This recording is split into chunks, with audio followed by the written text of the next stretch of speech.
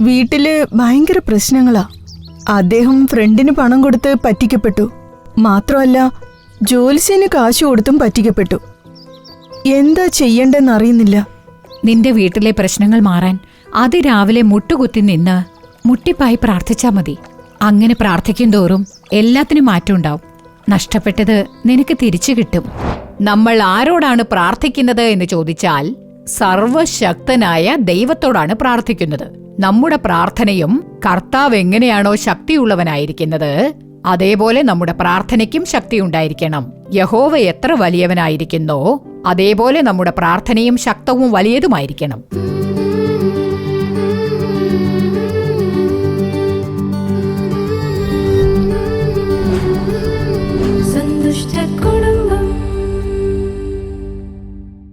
പ്രിയമുള്ളവരെ, യേശുക്രിസ്തുവിന്റെ മധുരമുള്ള നാമത്തിൽ നിങ്ങൾക്ക് ഞങ്ങളുടെ സ്നേഹാശംസകൾ. ഈ നല്ല വീട് എന്ന പരിപാടിയിലൂടെ നിങ്ങളെ കാണുന്നതിൽ ഞങ്ങൾക്ക് വളരെ സന്തോഷമുണ്ട്. ഇന്നത്തെ പരിപാടിയിൽ പ്രാർത്ഥനയുടെ ശക്തി എന്നതിനെക്കുറിച്ചാണ് നാം കാണാൻ പോകുന്നത്. നമ്മുടെ വിശ്വാസത്തോടെയും കണ്ണുനീരോടെയും ശക്തിയോടെയുമുള്ള പ്രാർത്ഥനയാണ് ദൈവത്തിന് വിലയേറിയതായി കാണപ്പെടുന്നത്. ദൈവം എത്രമാത്രം ശക്തിയുള്ളവനാണോ അതേപോലെ നമ്മുടെ പ്രാർത്ഥനയ്ക്കും ശക്തിയുണ്ട്. പ്രാർത്ഥനയാണ് ദൈവത്തെ പ്രേരിപ്പിക്കുന്നത്. പ്രാർത്ഥന ദൈവത്തിൽ നിന്നും നന്മകൾ നേടാൻ സഹായിക്കുന്നു. പ്രാർത്ഥന നമ്മുടെ കുടുംബങ്ങളിൽ കാണപ്പെടുന്ന പിശാചിന്റെ ശക്തിയെ നശിപ്പിക്കുന്നു. വേദപുസ്തകത്തിൽ സന്താനഭാഗ്യമില്ലാതിരുന്ന ഹന്നയ്ക്ക് ഒരു കുഞ്ഞിനെ ലഭിച്ചതും പ്രാർത്ഥനയിലൂടെയാണ്. വ്യസനത്തോടെ ജീവിച്ചുകൊണ്ടിരുന്ന യബ്ബേസിന്റെ ദുഃഖം മാറിയതും പ്രാർത്ഥനയിലൂടെയാണ്. മഴ പെയ്യാതെ ആകാശത്തിന്റെ വാതിലുകൾ അടച്ചതും പിന്നീട് മഴ പെയ്യുന്നതിനായി അത് തുറന്നതും പ്രാർത്ഥനയിലൂടെയാണ്. വേദപുസ്തകത്തിൽ ദൈവപുരുഷന്മാർ മരിച്ചവർക്ക് ജീവൻ നൽകിയതും ഈ പ്രാർത്ഥനയിലൂടെയാണ്. ഇതുപോലെ വേദപുസ്തകത്തിൽ പലയിടങ്ങളിലും നമുക്ക് പ്രാർത്ഥനയുടെ ശക്തിയെക്കുറിച്ച് അറിയാൻ കഴിയും. അതിനാൽ പ്രാർത്ഥന നമ്മുടെ ശീലമാക്കാം. ദൈവം തീർച്ചയായും നമ്മെക്കൊണ്ടും വൻ കാര്യങ്ങൾ ചെയ്യിപ്പിക്കും.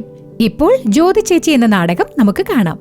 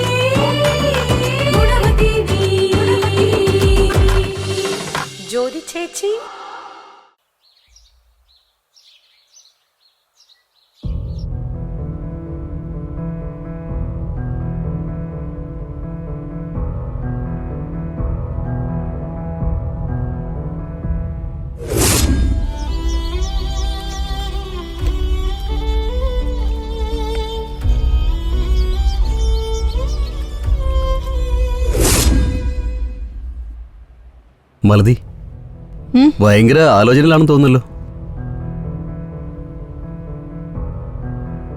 ഞാൻ ജാമ്യം എടുക്കാൻ കഷ്ടപ്പെട്ടപ്പോ നിന്റെ അച്ഛനല്ലേ കാശെന്ന് സഹായിച്ചത്? അതെ ഏട്ടാ. ഇപ്പോ എന്നെ കുറിച്ച് കാശ് കിട്ടിയിട്ടുണ്ട്. ആ കാശ് നിന്റെ അച്ഛന് തിരിച്ചു കൊടുത്താലോ? തീർച്ചയായും. അതാണല്ലോ നല്ലതും. ഞാൻ അച്ഛനോട് സംസാരിക്കാം. അച്ഛനോട് സംസാരിച്ചിട്ട് നീ എന്നോട് പറയേ. അങ്ങനെ ജോൾസിന്റെ കൊടുത്ത 1,00,000 രൂപയും നമുക്ക് തിരിച്ചു കിട്ടുകയാണെങ്കിൽ വളരെ നന്നായിരിക്കും. അതെ ഏട്ടാ.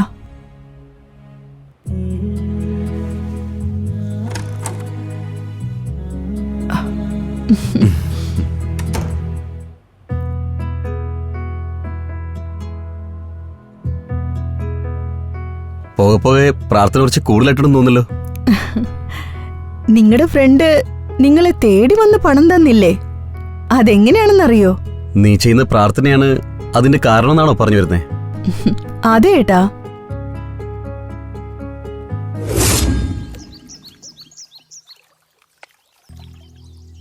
വീട്ടില് ഭയങ്കര പ്രശ്നങ്ങളാ. ഏട്ടൻ ഫ്രണ്ടിന് കുറച്ച് കാശ് കൊടുത്ത് പറ്റിക്കപ്പെട്ടു. മാത്രമല്ല ജോലിസിനും കാശ് കൊടുത്ത് പറ്റിക്കപ്പെട്ടു. എന്താ ചെയ്യണ്ടെന്നറിയുന്നില്ല. ഇതൊക്കെ തിരിച്ചു കിട്ടുമോന്നും അറിയില്ല. കിട്ടും മാലതി, തീർച്ചയായും തിരിച്ചു കിട്ടും. അതെങ്ങനെയാ ചേച്ചി? അതിനൊരു വഴിയുണ്ട് മാലതി. അത് നിനക്കും അറിയാം, ധാരാളം ക്രിസ്ത്യാനികൾക്കും അറിയാം. എങ്കിലും ഇന്ന് പലരും അത് ചെയ്യുന്നേയില്ല. മനസ്സിലായില്ലേ? പ്രാർത്ഥനയെക്കുറിച്ചാണ് ഞാൻ പറഞ്ഞത്. നമ്മുടെ പ്രാർത്ഥനയുടെ ശക്തി വളരെ വലുതാണ്. എന്നാൽ അതിനെക്കുറിച്ച് നമ്മൾ മനസ്സിലാക്കുന്നേയില്ല. പ്രാർത്ഥിക്കുന്നവനെ കണ്ട് പിശാച് ഭയന്ന് വിറയ്ക്കും, അറിയാമോ? പ്രാർത്ഥനയുടെ ഫലം നമ്മൾ വിചാരിക്കുന്നതിനേക്കാളും ഒക്കെ ഉന്നതമാണ്. ഗത്ശമനെ തോട്ടത്തിൽ വെച്ച് ഉറങ്ങിപ്പോയ ശിഷ്യനോട് 1 മണിക്കൂറെങ്കിലും നിനക്ക് പ്രാർത്ഥിച്ചുകൂടെ എന്ന് യേശു ചോദിച്ചു. പിന്നെന്തായി? പ്രശ്നം വന്ന സമയത്ത് യേശു മാത്രമാണ് അവിടെ ഉണ്ടായിരുന്നത്. കാരണം പ്രാർത്ഥന.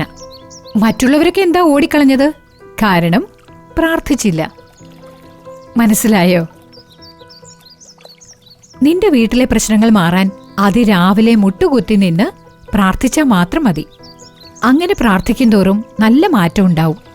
നഷ്ടപ്പെട്ടത് നിനക്ക് തിരിച്ചു കിട്ടും. യേശു മുട്ടിപ്പായി പ്രാർത്ഥിച്ചു. അവന് ആകാശം തുറന്നു കിട്ടി. നീയും പ്രാർത്ഥിക്കാൻ തുടങ്ങ്, നിനക്കും ആകാശം തുറക്കും, അനുഗ്രഹങ്ങളും കിട്ടും. ശരി ചേച്ചി. സത്യമാണോ? അതെ ഏട്ടാ, സത്യം തന്നെയാ. പ്രാർത്ഥനയ്ക്ക് ഫലമുണ്ടെന്ന് കേട്ടിട്ടുണ്ട്. പക്ഷേ ഇങ്ങനെയൊക്കെ സംഭവിക്കുമോ? തീർച്ചയായും സംഭവിച്ചല്ലോ. സംഭവിച്ചു. പക്ഷേ അവൻ എന്റെ ഫ്രണ്ടാ. അതുകൊണ്ട് തന്നെ അവൻ തിരിച്ചു വന്നാണെങ്കിലോ? നിങ്ങളുടെ ഫ്രണ്ട് തന്നെ. എന്നാ ഇത്രയും കാലം വന്നില്ലല്ലോ. പ്രാർത്ഥിച്ചതിന് ശേഷമല്ലേ വന്നത്? എന്താ ഏട്ടാ ആലോചിക്കുന്നേ? ശരി മാലതി, നീയും പ്രാർത്ഥിക്കേ, ഞാനും പ്രാർത്ഥിക്കാം. ജോൾസിന്റെ അടുത്തുനിന്ന് കാശ് തിരിച്ചു കിട്ടുമെന്ന് നോക്കാം. തീർച്ചയായും തിരിച്ചു കിട്ടും. സംശയിക്കാതെ വിശ്വാസത്തോടെ പ്രാർത്ഥിക്ക്. തീർച്ചയായും പണം തിരിച്ചു കിട്ടും. പ്രാർത്ഥിക്കാം. നമുക്ക് പ്രാർത്ഥിച്ച് നോക്കാം. ജോൾസിന്റെ അടുത്ത് കാശ് കൊടുത്തില്ലേ, അത് തിരിച്ചു കിട്ടാൻ ചാൻസ് ഉണ്ടോ? ഒരു ചാൻസും ഇല്ല. നീ എന്താ അങ്ങേർക്ക് കടമായിട്ട് കൊടുത്താണോ തിരിച്ചു കിട്ടാനായിട്ട്? ആ ജോൽസിന് ആരേലും കൊടുക്കൂ? അത് നീ മറന്നേക്ക് പോനെ. ഒരുപക്ഷെ തിരിച്ചു കിട്ടുകയാണെങ്കിലോ? എന്നാ പിന്നെ അതൊരു അതിശയം തന്നെ ആയിരിക്കും. നിനക്കെന്താ ഒരു വിഷമം പോലെ? എന്തേലും അതിശയം നടന്നാലല്ലേ ഉള്ളൂ.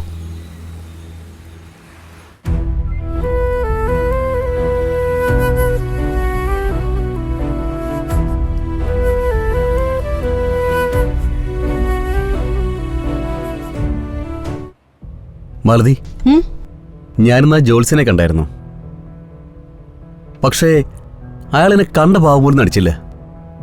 നമ്മൾ പ്രാർത്ഥിക്കുന്നുണ്ട്, പക്ഷേ മാറ്റമൊന്നും കാണുന്നില്ല. മാറ്റം ഉണ്ടാവും.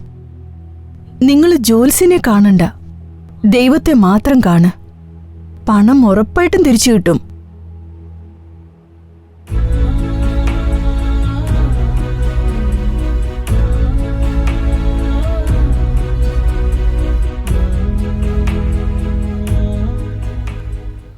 എന്താ മാലതി, സന്തോഷ വാർത്തയുണ്ടെന്നും പറഞ്ഞ് വിളിപ്പിച്ചത്?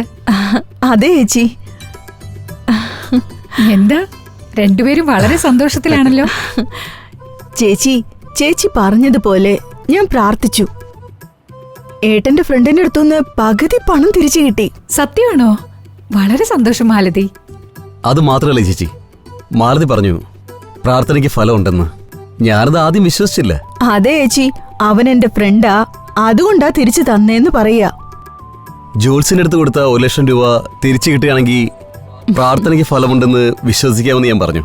ഞങ്ങൾ രണ്ടുപേരും പ്രാർത്ഥിച്ചു. പണം തിരിച്ചു കിട്ടിയോ? അതെ ചേച്ചി, ജോൾസിയുടെ മനസ്സിൽ ആരോ സംസാരിച്ചെന്ന്. പുള്ളി പേടിച്ചുപോയി. എന്നെ ഫോൺ വിളിച്ച് ആ കാശ് തിരിച്ചു തന്നു.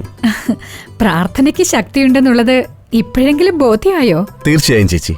രഞ്ജിത്ത്, മാലതി, പ്രാർത്ഥനയിലൂടെ നന്മ നേടിയവര് ധാരാളം പേരുണ്ട്. പ്രാർത്ഥനയുടെ ശക്തി രുചിച്ചു നോക്കിയവരുമുണ്ട്. ഇപ്പൊ നിങ്ങളും രുചി അറിഞ്ഞല്ലോ. ഇനി ഒരു ദിവസം പോലും പ്രാർത്ഥിക്കാൻ മറക്കരുത്.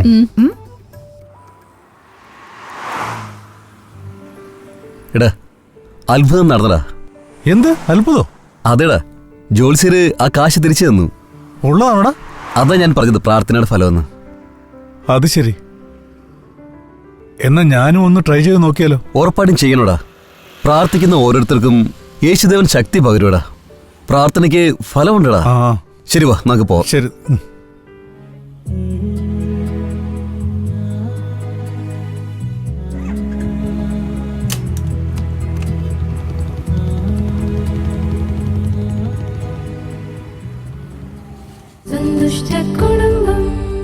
ജ്യോതി ചേച്ചി നാടകം കണ്ടില്ലേ? നാടകം നിങ്ങൾക്ക് ഇഷ്ടപ്പെട്ടോ? ദൈവം തീർച്ചയായും നിങ്ങളോട് സംസാരിച്ചിട്ടുണ്ടാവും എന്ന് വിശ്വസിക്കുന്നു. ഇപ്പോൾ നമ്മുടെ കുടുംബത്തിലുള്ള എല്ലാവരും പ്രാർത്ഥനയുടെ ശക്തിയെക്കുറിച്ച് മനസ്സിലാക്കാനും ദൈവ സന്ദേശം നൽകി നിങ്ങളുടെ അനുഗ്രഹത്തിനായി പ്രാർത്ഥിക്കുന്നതിനും വേണ്ടി സഹോദരി വസന്തി പോൾ അവർ നമ്മോടൊപ്പമുണ്ട്. പ്രാർത്ഥനയോടെ ദൈവ സന്ദേശം കേട്ട് നിങ്ങളും കർത്താവിൽ നിന്ന് അനുഗ്രഹങ്ങൾ സ്വന്തമാക്കുക.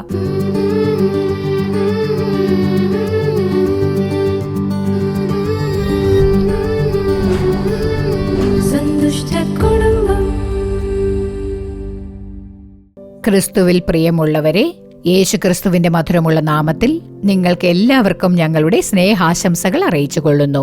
കർത്താവിന്റെ കൃപ കൊണ്ട് നിങ്ങൾ എല്ലാവരും സന്തോഷമായിരിക്കുന്നു എന്ന് വിശ്വസിക്കുന്നു. ഓരോ ദിവസവും ഈ പരിപാടി കാണുന്ന നിങ്ങൾക്കായി ഞങ്ങൾ ഈ ശുശ്രൂഷയിൽ പ്രാർത്ഥിക്കുന്നുണ്ട്. നിങ്ങളുടെ കുടുംബ അനുഗ്രഹത്തിനായി, മക്കളുടെ ഭാവിക്കായി, കുടുംബത്തിന്റെ അനുഗ്രഹത്തിനായി ഞങ്ങൾ തുടർച്ചയായി പ്രാർത്ഥിച്ചു വരുന്നു. ഇന്നേ ദിവസം കർത്താവിന് മുൻപാകെ നമ്മൾ എന്താണ് ധ്യാനിക്കാൻ പോകുന്നത്, കർത്താവിന്റെ വചനം എന്താണ് പറയുന്നത് എന്ന് നോക്കുകയാണെങ്കിൽ നമ്മുടെ പ്രാർത്ഥനയ്ക്ക് ശക്തിയുണ്ട്. അതിനെക്കുറിച്ചാണ് നാം ധ്യാനിക്കാൻ പോകുന്നത്. നമ്മളെല്ലാവരും പ്രാർത്ഥിക്കാറുണ്ട്. അനേകം കാര്യങ്ങൾക്ക് വേണ്ടി പ്രാർത്ഥിക്കുന്നു. രാജ്യത്തിനായി പ്രാർത്ഥിക്കുന്നു, കുടുംബങ്ങൾക്കായി പ്രാർത്ഥിക്കുന്നുണ്ട്, മക്കൾക്കായി പ്രാർത്ഥിക്കുന്നുണ്ട്, നമ്മുടെ അനുഗ്രഹങ്ങൾക്കായി പ്രാർത്ഥിക്കുന്നുണ്ട്. ഇങ്ങനെ പല കാര്യങ്ങൾക്കുമായി നമ്മൾ പ്രാർത്ഥിക്കുന്നുണ്ട്. എന്നാൽ ആ പ്രാർത്ഥനയ്ക്ക് എത്ര ശക്തിയുണ്ട് എന്നുള്ളതിനെക്കുറിച്ച് നമുക്ക് ആർക്കും വലിയ ധാരണയില്ല. നാം ആരോടാണ് പ്രാർത്ഥിക്കുന്നത്, നമ്മുടെ പ്രാർത്ഥന കേൾക്കുന്ന കർത്താവ് എങ്ങനെയുള്ളവനാണ് എന്നുള്ളത് നാം അറിഞ്ഞിരിക്കണം. അതായത് പലപ്പോഴും നാം പ്രാർത്ഥിക്കുമ്പോൾ അതിനെക്കുറിച്ച് ഒരു ധാരണയുമില്ലാതെയാണ് പലപ്പോഴും നാം പ്രാർത്ഥിക്കാറുള്ളത്.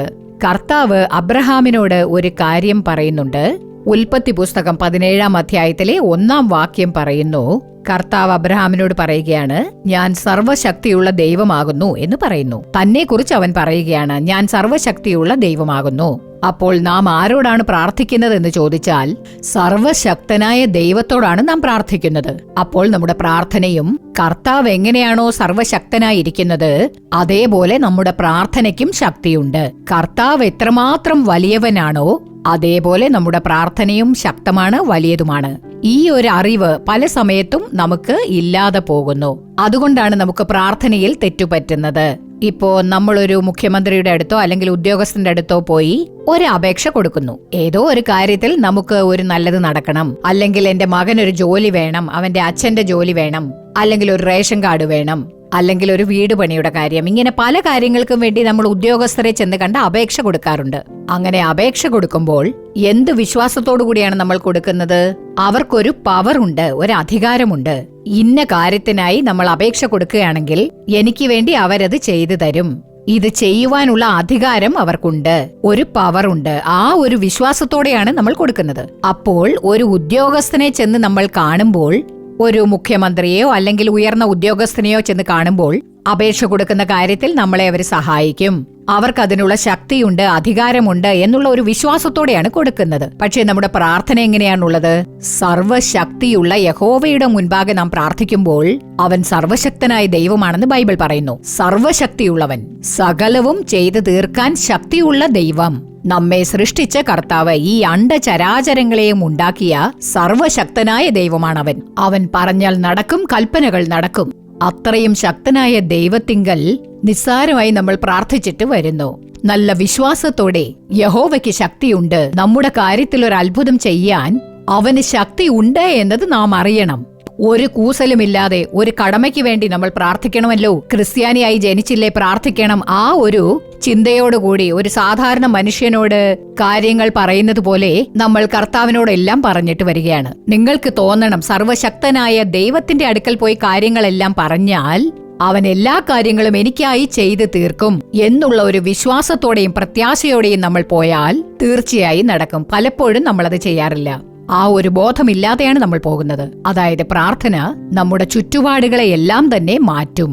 പ്രാർത്ഥന സാത്താനെ വിരട്ടിയോടിക്കും, അവന്റെ പ്രവൃത്തികളെയെല്ലാം നശിപ്പിക്കുമെന്ന് നാം അറിയേണ്ടതാണ്. നമ്മുടെ പ്രാർത്ഥന നമുക്ക് വിജയം നൽകും. പ്രാർത്ഥന ദൈവത്തിന്റെ കരങ്ങളെ ചലിപ്പിക്കുമെന്ന് നാം മനസ്സിലാക്കേണ്ടതാണ്. ദൈവത്തോടുള്ള പ്രാർത്ഥന അവന്റെ സിംഹാസനത്തെ ചലിപ്പിക്കും എന്ന് എത്രയോ സന്ദേശങ്ങളിലൂടെ നാം അറിഞ്ഞിട്ടുണ്ട്. നമ്മൾ സാധാരണ പോലെ പ്രാർത്ഥിക്കുന്ന പ്രാർത്ഥനയ്ക്കും സർവശക്തനായ ദൈവം എന്റെ പ്രാർത്ഥന കേട്ട് എനിക്ക് ഉത്തരം നൽകുന്ന ദൈവമാണ്, സർവശക്തനാണ് അവൻ, എന്റെ പ്രാർത്ഥന കേട്ട് വൻ കാര്യങ്ങൾ അവൻ ചെയ്യും എന്നുള്ള ഒരു വിശ്വാസവും ഒരു പ്രത്യാശയും നമ്മുടെ ഉള്ളിൽ ഉണ്ടായിരിക്കണം. അതുപോലെ ഡോക്ടർ പോൾ യാങ്കിച്ചോ എന്നു പേരുള്ള ഒരു ശുശ്രൂഷകനെ കുറിച്ച് നാം കേട്ടിട്ടുണ്ട്. തെക്കൻ കൊറിയയിൽ അദ്ദേഹം ശുശ്രൂഷ ചെയ്യുകയായിരുന്നു. ലോകത്തിലേക്കും വെച്ച് ഏറ്റവും വലിയ സഭയാണ് അദ്ദേഹത്തിനുള്ളത്. അദ്ദേഹം ഒരു വലിയ ആളാണ്, വിശ്വാസിയാണ്, ഒരു പ്രാസംഗികനാണ് എന്നൊക്കെ നമ്മൾ അദ്ദേഹത്തെക്കുറിച്ച് കേട്ടിട്ടുണ്ട്. ലക്ഷക്കണക്കിന് ആൾക്കാർ അംഗങ്ങളായിട്ടുള്ള ഒരു വലിയ സഭയുടെ പ്രബോധകനാണ് അദ്ദേഹം. ഒരു ദിവസം അദ്ദേഹം ശുശ്രൂഷയ്ക്കായി പുറത്തുപോയി ശുശ്രൂഷ ചെയ്തുകൊണ്ടിരുന്നപ്പോൾ അദ്ദേഹത്തിന്റെ ഭാര്യയുടെ അടുത്ത് നിന്നും ഒരു ഫോൺ കോൾ വന്നു. ഫോൺ ചെയ്തിട്ട് അദ്ദേഹത്തിന്റെ ഭാര്യ പറഞ്ഞു, നമ്മുടെ രണ്ടാമത്തെ മകൻ മരണത്തോട് മല്ലിട്ടുകൊണ്ടിരിക്കുകയാണ്, ഉടനെ നിങ്ങൾ ഇങ്ങോട്ട് വരണമെന്ന് പറഞ്ഞ് ഫോൺ പെട്ടെന്ന് കട്ട് ചെയ്തു. ഇവിടെ ശുശ്രൂഷ നടന്നുകൊണ്ടിരിക്കുകയാണ്, ഉള്ളിലൊരു പോരാട്ടം. എന്റെ മകൻ എന്ത് സംഭവിച്ചോ എന്തോ എന്ന് വിചാരിച്ച് ശുശ്രൂഷ കഴിഞ്ഞ് വീട്ടിലെത്തിയപ്പോൾ ആ മകന്റെ ജീവൻ നഷ്ടപ്പെട്ടിരുന്നു. മരിച്ചുപോയ മകനെയാണ് അദ്ദേഹത്തിന് കാണാൻ കഴിഞ്ഞത്. അപ്പോൾ അദ്ദേഹം പറഞ്ഞു, കർത്താവെ, ഞാൻ പ്രാർത്ഥിക്കുമ്പോൾ എത്രയോ പേർ സൗഖ്യം പ്രാപിച്ചിട്ടുണ്ട്, ജീവൻ തിരിച്ചു കിട്ടിയ പലരുമുണ്ട്. ഇന്ന് ഈ ഒരു ചുറ്റുപാടിൽ എന്റെ മകനെ എനിക്ക് കാണേണ്ടി വന്നല്ലോ എന്ന് പറഞ്ഞ് ഒരു മുറിക്കകത്തേക്ക് ഓടിയെന്ന്. കർത്താവെ, പ്രാർത്ഥിക്കാനുള്ള വിശ്വാസം എനിക്ക് നൽകണേ എന്ന് പറഞ്ഞ് പ്രാർത്ഥിച്ചിട്ട് അദ്ദേഹത്തിന്റെ മകനെ കിടത്തിയിരുന്ന ആ മുറിയിലേക്ക് വന്നു എന്ന്. അവിടെ വന്ന് മുട്ടുകുത്തി നിന്നുകൊണ്ട് അദ്ദേഹം പ്രാർത്ഥിക്കാൻ തുടങ്ങിയെന്ന്. അദ്ദേഹം പ്രാർത്ഥിക്കാൻ തുടങ്ങിയ ഉടനെ ആ മകൻ മരിച്ചുപോയി അവന്റെ ആത്മാവ് സ്വർഗലോകത്തിലേക്ക് പോയപ്പോൾ അവിടെ വെച്ച് ആ സ്വർഗലോകത്തിന്റെ മനോഹാരിത കണ്ട് യേശുവിനെ നോക്കുന്നു, ദൂതന്മാരെ നോക്കുന്നു. വളരെ സന്തോഷത്തോടെ സ്വർഗരാജ്യത്ത് അവൻ നിന്നുകൊണ്ടിരുന്നപ്പോൾ യേശു അവന്റെ അടുക്കൽ വന്ന് ഒരു കാര്യം പറഞ്ഞു എന്ന്, നീ ഭൂമിയിലേക്ക് തിരിച്ചു പോകണം എന്ന് പറഞ്ഞു എന്ന്. അപ്പോൾ ആ മകൻ പറഞ്ഞു എന്ന്, ഇല്ല, ഞാൻ പോകില്ല, ഈ സ്ഥലം എനിക്ക് വളരെ ഇഷ്ടപ്പെട്ടു, എനിക്ക് വളരെ സന്തോഷമായി എന്ന്. അപ്പോൾ യേശു പറഞ്ഞു എന്ന്, നിന്റെ പിതാവ് മുട്ടുകുത്തി നിന്ന് പ്രാർത്ഥിക്കുകയാണ്, എന്നെ അവൻ വിടുകയില്ല. പ്രാർത്ഥന കഴിഞ്ഞ് എഴുന്നേൽക്കുമ്പോൾ അവൻ ഉത്തരം കൊടുത്തേ പറ്റൂ, ഉത്തരം കിട്ടാതെ എന്നെ അവൻ വിടില്ല. അതുകൊണ്ട് നീ ഭൂമിയിലേക്ക് തിരിച്ചു പോകണം എന്ന് പറഞ്ഞ് ആ കൊച്ചുകുട്ടിയോട് യേശു പറഞ്ഞെന്ന്. അങ്ങനെ അവന്റെ ജീവൻ തിരിച്ചു കിട്ടി. അപ്പോൾ പോൾ യാങ്കിച്ചോ പ്രാർത്ഥിക്കാനായി മുട്ടുകുത്തി നിന്ന ഉടനെ തന്റെ പ്രാർത്ഥനയുടെ ശക്തിയെക്കുറിച്ച് മനസ്സിലാക്കിയിരുന്നു. മരിച്ചുപോയ തന്റെ മകന് ജീവൻ തിരിച്ചു കിട്ടണം എന്ന് പറഞ്ഞ് അദ്ദേഹം പോരാടി പ്രാർത്ഥിച്ചു. യേശു അദ്ദേഹത്തെക്കുറിച്ച് പറയുകയാണ്, നിന്റെ പിതാവ് മുട്ടുകുത്തി നിൽക്കുകയാണ്, എന്നെ വിടില്ല, നീ ഭൂമിയിലേക്ക് പോകണം എന്ന് ആ മകനോട് പറഞ്ഞതായിട്ട് നാം പുസ്തകങ്ങളിൽ വായിച്ചു മനസ്സിലാക്കുന്നു. അങ്ങനെയുള്ള ഒരു പ്രാർത്ഥനാ വീരൻ, ഞാൻ പ്രാർത്ഥിക്കുന്നു, എന്റെ പ്രാർത്ഥന കേൾക്കുന്ന കർത്താവ് അതിശക്തനാണ്, അവൻ വൻ കാര്യങ്ങൾ ചെയ്യുമെന്നുള്ള വിശ്വാസം പോൾ യാങ്കിച്ചക്ക് ഉണ്ടായിരുന്നു. ബൈബിളിലും ധാരാളം പേർ പ്രാർത്ഥിച്ചിട്ടുള്ളതായി കാണാം. മോശെ പ്രാർത്ഥിച്ചപ്പോൾ ചെങ്കടൽ രണ്ടായി പിളർന്നു. യോശുവ പ്രാർത്ഥിച്ചു, സൂര്യനും ചന്ദ്രനും തരിച്ചു നിന്നുപോയി എന്ന എത്ര വലിയ അത്ഭുതമാണെന്ന് കണ്ടില്ലേ. ഏലിയാവ് പ്രാർത്ഥിച്ചു, മഴ പെയ്യാത്ത വിധം ആകാശം കൊട്ടിയടച്ചു. വീണ്ടും പ്രാർത്ഥിച്ചപ്പോൾ മഴ പെയ്തു, അഗ്നി ആകാശത്തിൽ നിന്നും ഇറങ്ങി എന്ന് നാം ബൈബിളിൽ വായിക്കുന്നു. ഹന്ന ദേവാലയത്തിൽ ചെന്ന് പ്രാർത്ഥിച്ചു. സന്താന ഭാഗ്യമില്ലാതിരുന്ന ഹന്ന, മറ്റുള്ളവരുടെ കുത്തുവാക്കുകൾ കേട്ട് വ്യസനിച്ചുകൊണ്ടിരുന്ന ഹന്ന ദൈവം മുൻപാകെ ചെന്ന് കരഞ്ഞ് കണ്ണുനീർ ചിന്തി പ്രാർത്ഥിച്ചു. ഹൃദയത്തിൽ ഭാരത്തോടെ പ്രാർത്ഥിച്ചു. അങ്ങനെ അവൾക്ക് ശമൂവേലിനെ കിട്ടി, ഒരു പ്രവാചകനെ കിട്ടി. അതുപോലെ ദാനിയേൽ പ്രാർത്ഥിച്ചു. സിംഹങ്ങളുടെ വായ മൂടിക്കെട്ടപ്പെട്ടു. പ്രകൃത്യാതീതമായ ശക്തികൾ തങ്ങളുടെ പ്രാർത്ഥനയിലൂടെ ഈ കർത്താവിന്റെ മക്കൾ നമ്മുടെ പൂർവികർ നേടിയെടുത്തു എന്ന് പറഞ്ഞിട്ടുണ്ട്. എസ്തർ റാണി പ്രാർത്ഥിച്ചു. യഹൂദർക്കൊരു വലിയ രക്ഷയാണ് കിട്ടിയത്. അവരാണ് രാജ്യത്തെ പടുത്തുയർത്തിയത്. കർത്താവിന് മുൻപാകെ നാം പ്രാർത്ഥിക്കുമ്പോൾ പ്രാർത്ഥന കേൾക്കുന്ന കർത്താവ് സർവശക്തനാണെന്നുള്ളത് അവർ അറിഞ്ഞ് അവർ നേട്ടം കൊയ്തു. രാജ്യത്തെ കർത്താവിന് വേണ്ടി മാറ്റിയെടുത്തു. ഇന്ന് വരെ ഈ കാര്യങ്ങളെല്ലാം നാം ധ്യാനിക്കുന്നു. എന്താണ് കാരണം? തങ്ങളുടെ പ്രാർത്ഥനയുടെ ശക്തിയെക്കുറിച്ച് അവർക്ക് ബോധ്യമുണ്ടായിരുന്നു. പ്രാർത്ഥിക്കുന്ന കർത്താവിനെ കുറിച്ച് അവർക്ക് ബോധ്യമുണ്ടായിരുന്നു. ഇന്ന് നമ്മൾ എല്ലാവരും പ്രാർത്ഥിക്കുന്നു, എത്രയോ കാര്യങ്ങൾക്കായി പ്രാർത്ഥിക്കുന്നു. നമ്മൾ പ്രാർത്ഥിക്കുമ്പോൾ ആ പ്രാർത്ഥനയുടെ ശക്തി, ആ പ്രാർത്ഥനയുടെ പവറിനെ കുറിച്ച് എന്തെങ്കിലും ബോധ്യമായിട്ടുണ്ടോ? നമ്മൾ പ്രാർത്ഥിച്ചാൽ പിശാചി നടുങ്ങും, നമ്മൾ പ്രാർത്ഥിച്ചാൽ അത്ഭുതം നടക്കും. അതാണ് കർത്താവ് നമ്മിൽ നിന്ന് പ്രതീക്ഷിക്കുന്നത്. മിഷനറികൾ പ്രാർത്ഥിച്ചു, പരിശുദ്ധവാന്മാർ പ്രാർത്ഥിച്ചു. ഇന്നേ വരെ നാം അതെല്ലാം ധ്യാനിക്കുമ്പോൾ നമ്മുടെ ഉള്ളിൽ ഒരു വലിയ പ്രേരണയുണ്ടാകുന്നു, കൂടുതൽ പ്രാർത്ഥിക്കാനായി പ്രേരിപ്പിക്കുന്നു. ഇന്ന് നമ്മുടെ പ്രാർത്ഥനാ ജീവിതം എങ്ങനെയുണ്ട് എന്ന് നാം ചിന്തിക്കണം. 2 രാജാക്കന്മാർ 20-ാം അധ്യായത്തിലെ 1 മുതലുള്ള വാക്യങ്ങൾ നാം വായിച്ചു നോക്കിയാൽ, ഹിസ്കിയാവ് എന്ന രാജാവ് മരിക്കത്തക്ക രോഗം പിടിച്ചു. ആമോസിന്റെ മകനായ യെശയ്യാ പ്രവാചകൻ അവന്റെ അടുക്കൽ വന്ന് അവനോട്, നിന്റെ ഗൃഹകാര്യം ക്രമത്തിലാക്കുക, നീ മരിച്ചുപോകും, ശേഷിക്കയില്ല എന്ന് യഹോവ അരുളി ചെയ്യുന്നു എന്ന് പറഞ്ഞു. യെശയ്യാവ് പ്രവാചകൻ ഹിസ്കിയാവ് എന്ന രാജാവിനോട് പറയുകയാണ്. അപ്പോൾ ഹിസ്കിയാവ് എന്ന രാജാവിന് തന്റെ പ്രാർത്ഥനയുടെ ശക്തിയെക്കുറിച്ച് ബോധ്യമുണ്ടായിരുന്നു. ആ പ്രവാചകൻ അങ്ങനെ പറഞ്ഞിട്ട് പോയി. എന്നാൽ രാജാവ് മുഖം ചുവരിന്റെ നേരെ തിരിച്ച് യഹോവയോട് ഇങ്ങനെയാണ് പ്രാർത്ഥിച്ചത്. 2-ാം വചനം പറയുന്നു, അപ്പോൾ ഹിസ്കിയാവ് മുഖം ചുവരിന്റെ നേരെ തിരിച്ച് യഹോവയോട് പ്രാർത്ഥിച്ചു, അയ്യോ യഹോവേ, ഞാൻ വിശ്വസ്തയോടും ഏകാഗ്ര ഹൃദയത്തോടും കൂടെ തിരുമുമ്പിൽ നടന്ന് നിനക്ക് പ്രസാദമായുള്ളത് ചെയ്തിരിക്കുന്നു എന്ന് ഓർക്കണമേ എന്ന് പറഞ്ഞു. ഹിസ്കിയാവ് ഏറ്റവും കരഞ്ഞു എന്ന് വേദപുസ്തകത്തിൽ പറയുന്നുണ്ട്. അപ്പോൾ ഈ ഹിസ്കിയാവ് എന്ന രാജാവിന് തന്റെ പ്രാർത്ഥനയുടെ ശക്തിയെക്കുറിച്ച് ബോധ്യമുണ്ടായിരുന്നു. യഹോവ തന്നെ പറഞ്ഞു, കർത്താവ് തന്നെ പറഞ്ഞു, നീ മരിച്ചുപോകും, ശേഷിക്കയില്ല എന്ന് പ്രവാചകനിലൂടെ പറഞ്ഞയച്ചിരിക്കുകയാണ്. ആ പ്രവാചകനും വന്ന് പറഞ്ഞിട്ട് പോയി. എന്നാൽ ഈ ഹിസ്കിയാവ് യഹോവയോട് മുട്ടിപ്പായി പ്രാർത്ഥിച്ചു.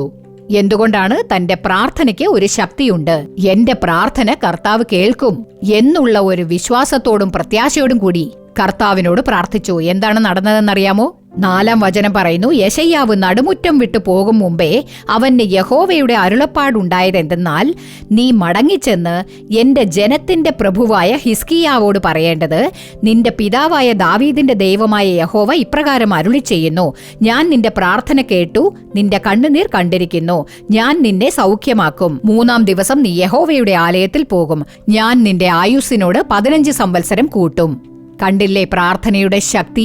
യഹോവ തന്നെ പറഞ്ഞതാണ്, നീ മരിച്ചുപോകും, ശേഷിക്കയില്ല എന്ന് പറഞ്ഞിരുന്നതാണ്. കർത്താവിന്റെ ആ വാക്കുകളെ തന്നെ ഈ ഹിസ്കിയാവ് തന്റെ പ്രാർത്ഥനയിലൂടെ മാറ്റി. എന്തൊരത്ഭുതമാണ്! നമ്മുടെ പ്രാർത്ഥനയ്ക്ക് എത്ര ശക്തിയാണെന്ന് കണ്ടില്ലേ? നമ്മുടെ പ്രാർത്ഥനയ്ക്ക് എന്തു പവറാണുള്ളത്! ഇന്ന് നമ്മിൽ പലരും അത് മനസ്സിലാക്കുന്നേയില്ല. പ്രാർത്ഥിക്കുവാൻ സ്വയം സമർപ്പിക്കണം. നിങ്ങളുടെ പ്രാർത്ഥനയ്ക്ക് ശക്തി ഉണ്ടെന്നുള്ള കാര്യം നിങ്ങൾ മനസ്സിലാക്കണം. സഹോദര, സഹോദരി, ഇത് കണ്ടുകൊണ്ടിരിക്കുന്നത് ആരായിരുന്നാലും നിങ്ങളുടെ പ്രാർത്ഥനയ്ക്ക് ശക്തിയുണ്ട്. പ്രാർത്ഥിക്കാൻ പറ്റുന്നില്ല, തളർന്നുപോയി എന്ന് പറയരുത്. നിങ്ങൾക്ക് ശക്തി നൽകുവാൻ കർത്താവിന് കഴിയും. പരിശുദ്ധാത്മാവ് എപ്പോഴും നമ്മോട് കൂടെയുണ്ട്. അവൻ നമുക്ക് ശക്തി പകർന്ന് നമ്മെ സഹായിക്കും. നമുക്ക് പ്രാർത്ഥിക്കുവാനുള്ള കൃപ അവൻ നൽകും. ആ സമർപ്പണ മനോഭാവത്തോടെ നാം പ്രാർത്ഥിക്കണം. എന്റെ പ്രാർത്ഥനയ്ക്കുള്ള ശക്തിയെക്കുറിച്ച് ഞാൻ അറിഞ്ഞിരിക്കുന്നു, എന്നെയും ആ പ്രാർത്ഥനയുടെ അഭിഷേകം കൊണ്ട് നിറയ്ക്കണമേ എന്ന് പ്രാർത്ഥിക്കണം. കർത്താവ് വാക്ക് തന്നിട്ടുണ്ട്. പ്രാർത്ഥനയുടെ അഭിഷേകം കൊണ്ട് നിറയ്ക്കുമെന്ന് പ്രവചനത്തിലൂടെ കർത്താവ് നമ്മോട് പറഞ്ഞിട്ടുണ്ട്. പ്രാർത്ഥനയുടെ ഉണർവ് നൽകുമെന്ന് കർത്താവ് വാക്ക് തന്നിട്ടുണ്ട്. അതുകൊണ്ട് നമുക്ക് എല്ലാവർക്കും ധൈര്യമായി പ്രാർത്ഥിക്കാം. എന്നെ പ്രാർത്ഥനയുടെ ആത്മാവ് കൊണ്ട് നിറയ്ക്കണേ. പ്രാർത്ഥനയുടെ ശക്തിയെക്കുറിച്ച് ഞാൻ അറിഞ്ഞിരിക്കുന്നു എന്ന് പറയുക. നിങ്ങൾക്കായി ഞാൻ പ്രാർത്ഥിക്കാൻ പോവുകയാണ്. പിതാവേ, ഞങ്ങൾ അങ്ങയെ സ്തുതിക്കുന്നു. യേശുവേ, അങ്ങേക്ക് നന്ദി അർപ്പിക്കുന്നു. കർത്താവെ, ഞങ്ങൾ സ്തുതിക്കുന്നു. ഒരു ആയുധമാണ് അങ്ങ് ഞങ്ങളിൽ ഏൽപ്പിച്ചിരിക്കുന്നത്. പ്രാർത്ഥന എന്ന ആയുധമാണ് യേശുവേ സകലവും ചെയ്തു തീർക്കുവാൻ. കർത്താവെ, ഞങ്ങളുടെ പ്രാർത്ഥന ആവശ്യമാണ്. ഞങ്ങൾ പ്രാർത്ഥിക്കുമ്പോഴാണ് അങ്ങയുടെ ശക്തി അങ്ങ് വെളിപ്പെടുത്തുന്നത് എന്ന് ഞങ്ങൾ അറിഞ്ഞിരിക്കുന്നു.